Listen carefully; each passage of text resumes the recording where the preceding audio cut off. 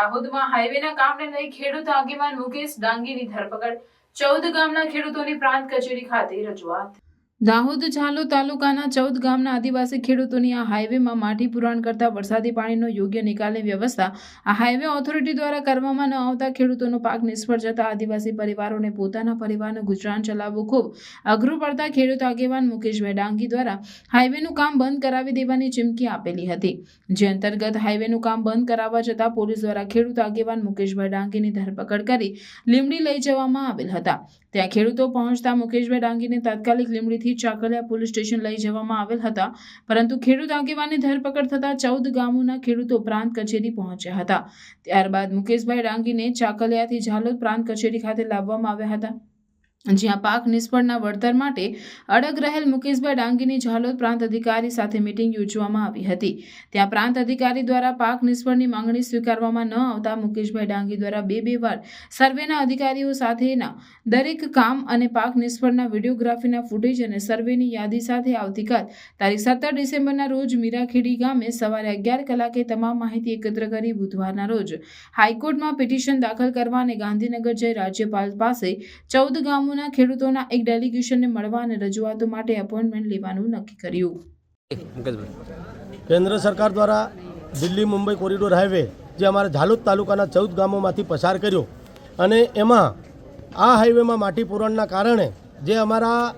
ગરીબ આદિવાસી ખેડૂતો છે કે જેઓ આ ખેતી જે એમના ખેતરો જે છે આ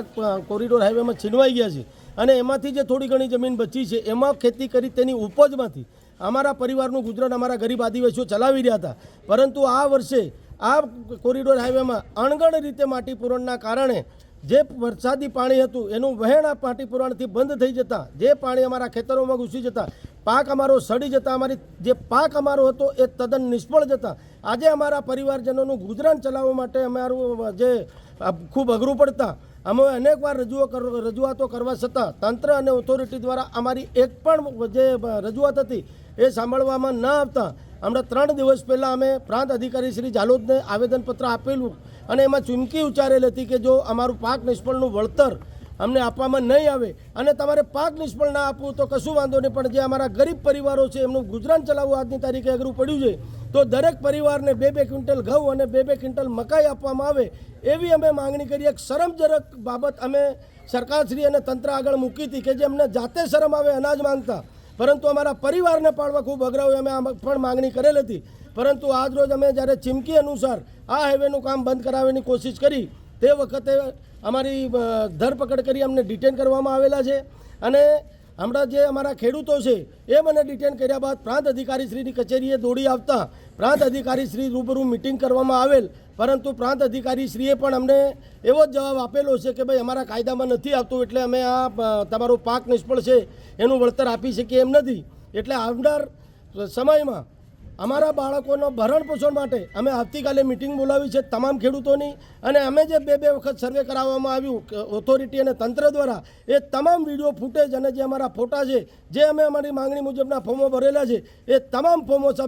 સાથે અમે હાઈકોર્ટનો દરવાજો ખખડાવીશું અને ત્યાંથી અમે દરેક ગામના 5-5 ખેડૂતોને રાજ્યપાલશ્રી એપોઇન્ટમેન્ટ આપીને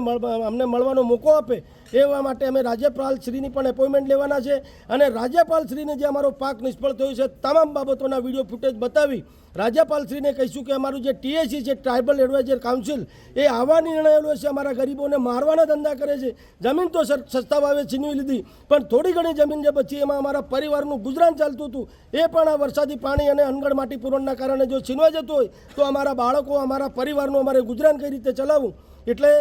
આ સરકાર હંમેશા ગરીબો પોતાના હક માટે લડાય તે વખતે તંત્રનો સહારો લઈને અમારી લડાઈ છે એને દબાવી દેવાની એની કચડી નાખવાની કોશિશ કરી રહી છે। એટલે